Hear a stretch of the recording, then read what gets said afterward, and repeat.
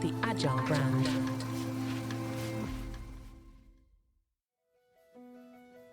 Welcome to Season 6 of the Agile brand, where we discuss marketing technology and customer experience trends, insights, and ideas with enterprise and technology platform leaders. We focus on the people, processes, data, and platforms that make brands successful, scalable, customer-focused, and sustainable. This is what makes an Agile brand.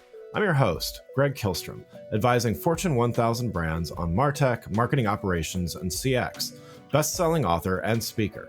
The Agile Brand Podcast is brought to you by TechSystems, an industry leader in full-stack technology services, talent services, and real-world application. For more information, go to teksystems.com. Before we get started, I wanted to make sure you know about my internationally best-selling book, House of the Customer. In it, I walk through practical steps of how brands can build the one-to-one, personalized, omni-channel customer experience we talk about a lot on this show, and discuss ways to make incremental steps toward this goal. Don't just take my word for it. Destination CRM called it required reading, and I'm sure you'll agree. You can find House of the Customer on Amazon or learn more on my website, gregkihlstrom.com. Now let's get on to the show. Today we're going to talk about successfully finding the right candidates in a continually challenging job market and how recruitment advertising plays a role in this. To help me discuss this topic, I'd like to welcome Neil Costa, founder and CEO of HireClix. Neil, welcome to the show. Thanks so much, Greg. Happy to be here. Yeah, looking forward to talking about this with you. Why don't we get started with you giving a little background on yourself as well as what you're doing at HireClix? Sure, happy to do that. My background is originally, I'm a PwC person, so I was an auditor back in the day, and then found my way into e-commerce startup company in 1996. So I've been in the online e-commerce space for quite a while at this point.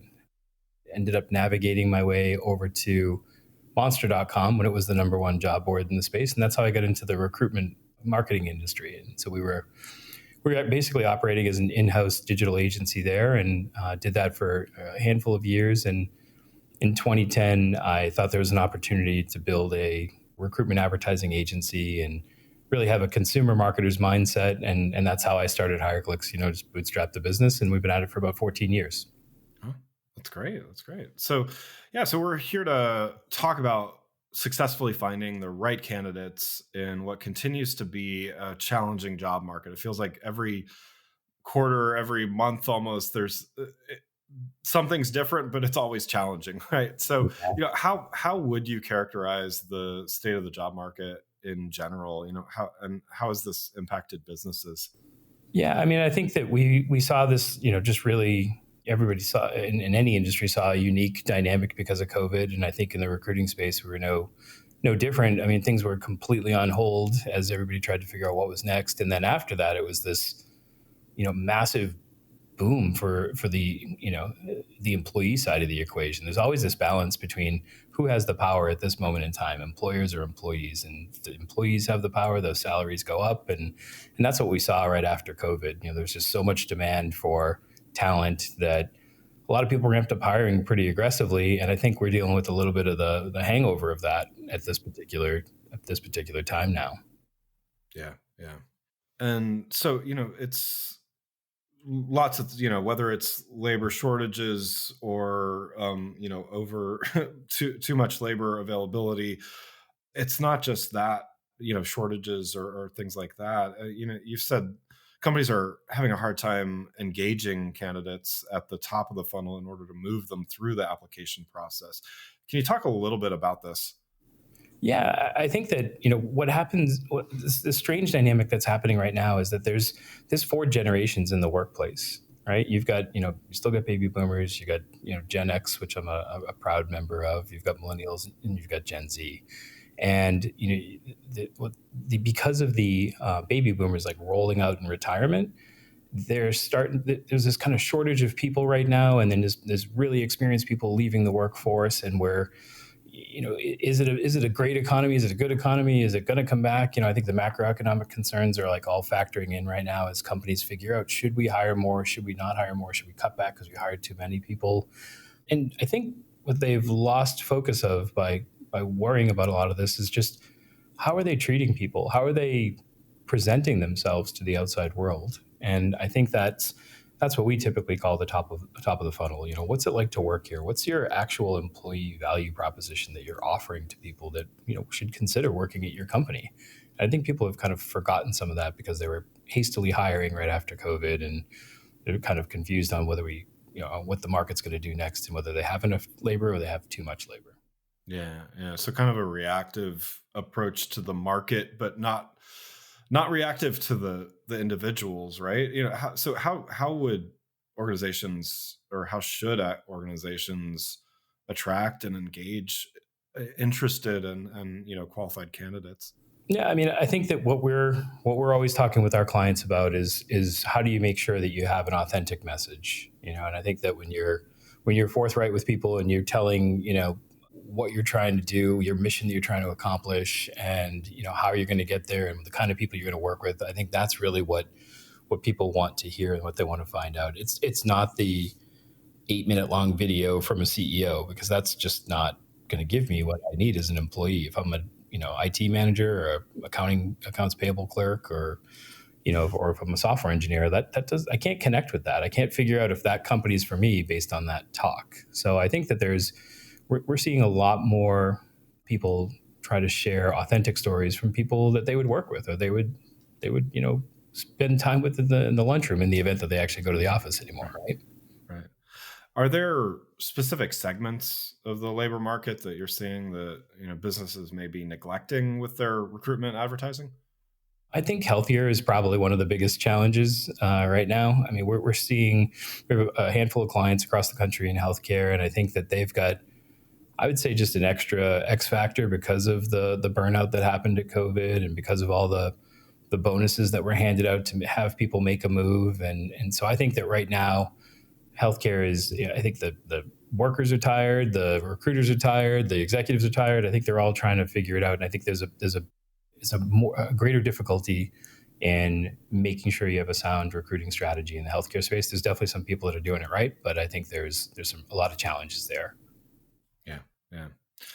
And so, there's tactical ways of doing all this stuff, and just trying to fill open positions and everything like that. But how can companies be more strategic, and use recruitment advertising strategically to overcome some of these labor challenges that they're having?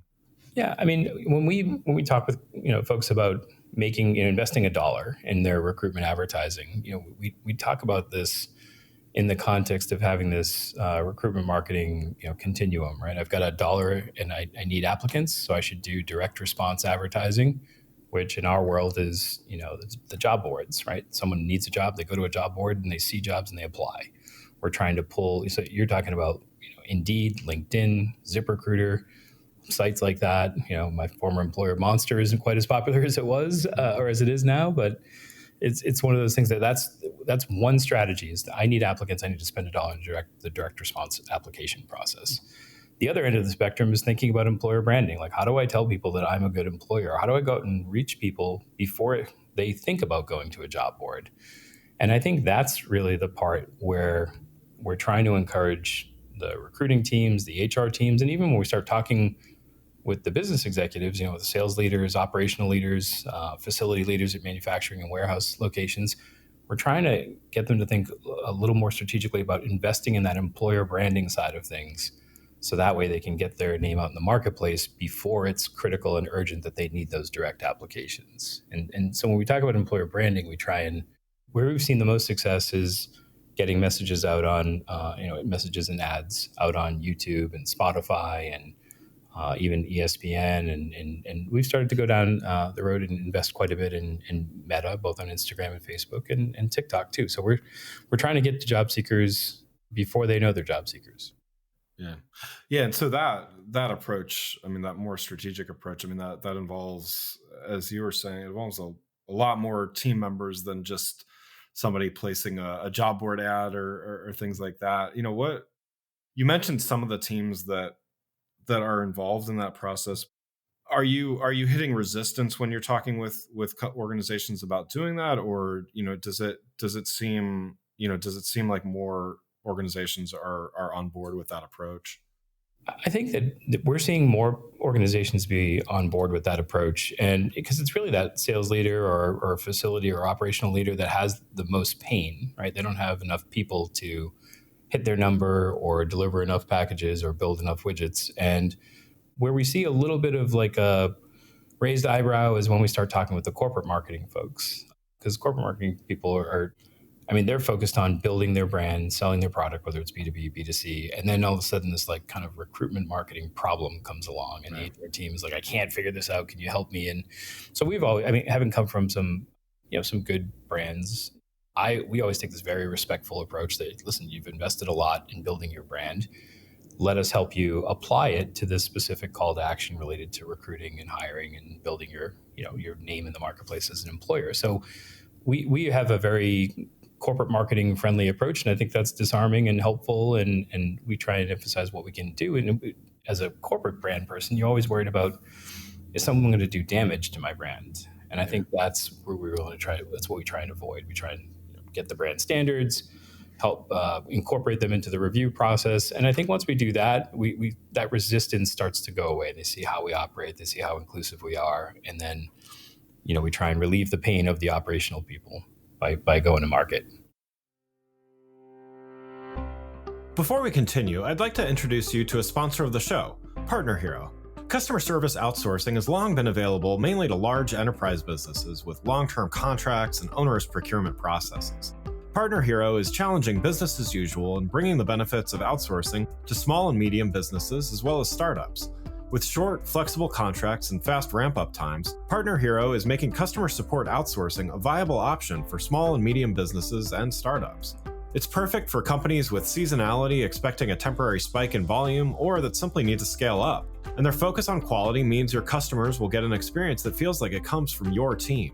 If you're ready to bring in outside customer support help for your company that feels like it's part of your existing team, check out Partner Hero. Head on over to partnerhero.com/agile, that's partnerhero.com/AGILE, to book a free consultation with their solutions team. Mention you heard about Partner Hero from the Agile brand and they'll waive the setup fee. Before we get back to the show, I just wanted to remind you to hit the follow or subscribe button on your app to make sure you get notified when new episodes of this show are available. Now let's get back to the show.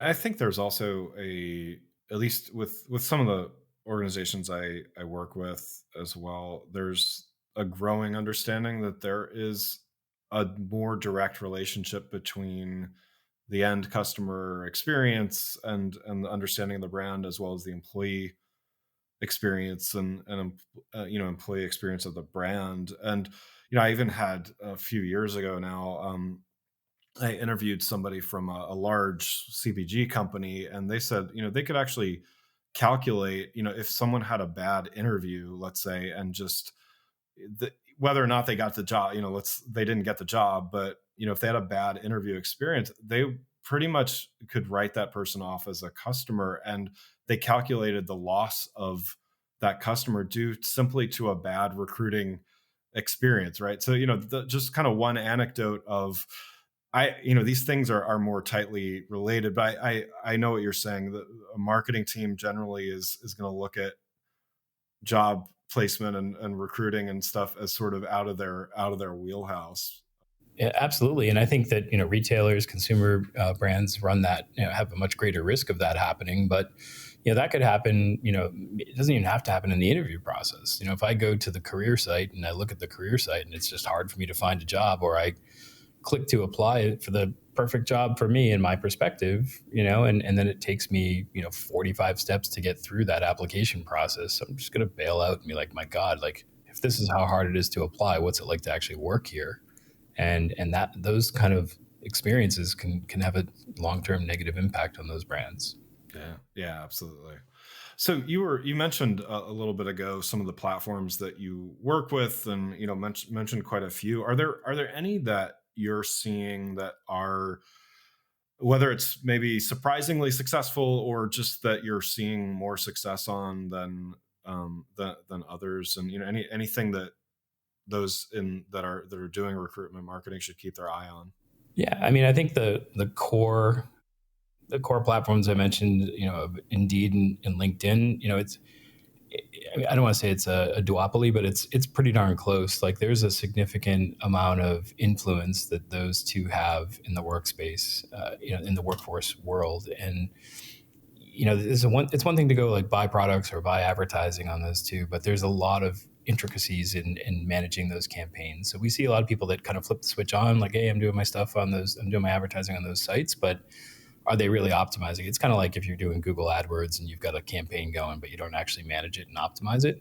That's what we see happening a lot. So those two platforms are critical. Like you're going to get, your bread and butter. Like someone taught me early on, like, just give me the whole lesson of like movie theaters and popcorn, right? Like you need your popcorn, like high margin, high volume, like that's where you're going to get a significant amount of applicants. But when it goes to the employer branding side, which is, I think, the more exciting frontier right now, it's effectively, we're trying to help people build an employer brand network where we can go out and say, it doesn't matter, which site exactly, but let's help you diversify and build a mutual fund, so to speak, of all the different consumer sites. And the one that surprised me most is Reddit. We're doing targeted recruitment ads, employer branding ads on Reddit, and we can do it by category and geography. And we're seeing a ton of interest there, which is really cool because some of that interest is falling into the what I would consider harder to target segments, like in the software engineers, technical world, which is those folks are just not responding on some of the traditional job board channels these days. Yeah. Interesting. So, I have to ask the AI, the obligatory AI question in the podcast as well.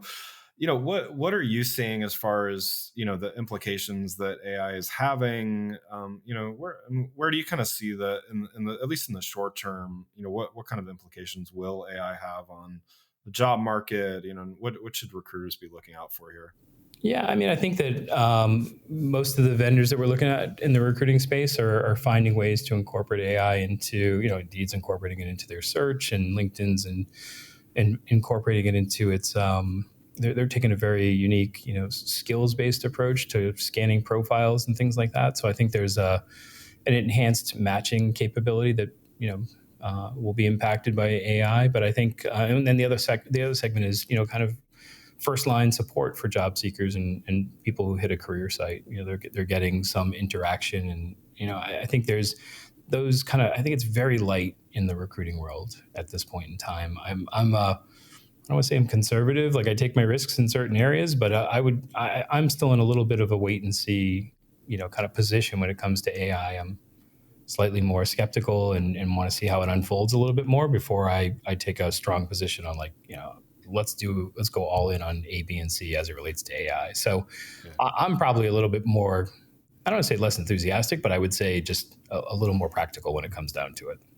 Yeah. Well, I mean, there's also, some pretty well publicized examples of bias in AI and recruiting processes and and things like that. So I think it's some of it is maybe conservatism or some of it's pragmatism. Just it's some of the stuff is not, it's ready for some things, but it's not ready for others. And certainly in a hiring situation, you want to be looking out for things related to bias or other things like that. Yeah, it's absolutely right. It's so important right now to make sure that, I mean, even when it comes to advertising on some of the platforms, if you go into the platform and you check off, hey, this is a recruitment ad, some of the targeting criteria is removed because those platforms there's been litigation against those platforms if you allow them to let people, if they allow people to target based on certain demographics, certain zip codes. And that's been an issue in recruiting. It's been an issue in some lending practices and all that kind of good stuff. So, I think AI is going to be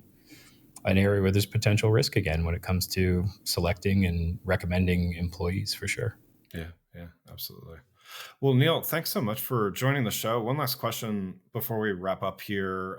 You've given a lot of great advice and insights already, but what's one next best action you'd recommend for those listening who want to maximize their recruiting efforts in the months ahead? I think the most critical thing right now is to take a good hard look at if you're in the C-suite, if you're in the, like I mentioned, the operations role, sales, and support and warehouse, is really everybody needs to take a look at the front door. How do we welcome people in and apply for a job at our site? What's our career site look like? What's the first impression we're making? And how do we enhance that, make that better? How do we get a better career site experience, because it's shocking that it's 2023 and some people have, a really bad looking front door. And, and I think that based on everybody else's consumer experiences across their phones and the internet and their, TV, their connected TV, we've got to just do better as an industry. And I think it's not just going to be the talent acquisition or the HR people screaming about it. It's got to be C-suite looking at it and going, wow, this is not what I thought we were doing when we welcome people and asked them to join our company. So that's the number one thing I would say people need to do, like right after the podcast. Yeah, that's great. Thank you so much for having me. I really appreciate the opportunity to be a guest. It's great. Thank you. Yeah, absolutely. Yeah, it was great chatting with you. Again, I'd like to thank Neil Costa, founder and CEO at HireClix, for joining the show. You can learn more about Neil and HireClix by following the links in the show notes.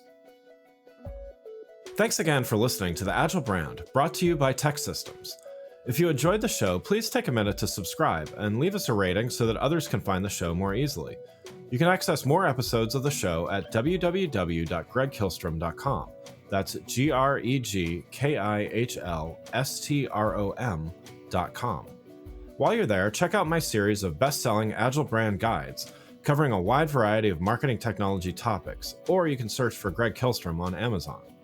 The Agile Brand is produced by Missing Link, a Latina-owned, strategy-driven, creatively fueled production co-op. From ideation to creation, they craft human connections through intelligent, engaging, and informative content. Until next time, stay agile. The Agile Brand.